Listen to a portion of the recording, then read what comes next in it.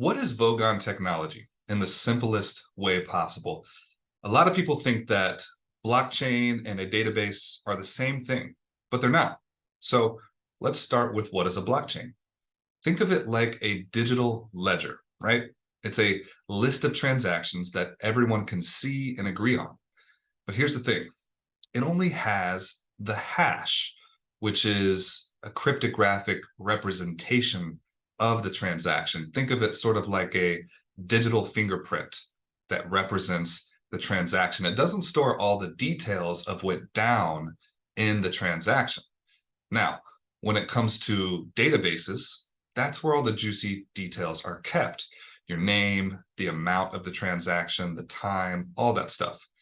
And that's usually a Web 1.0 old school relational database. People get confused because they think, oh, blockchain, it's transparent and immutable. So the data must be too. But nope, that's not quite how it works.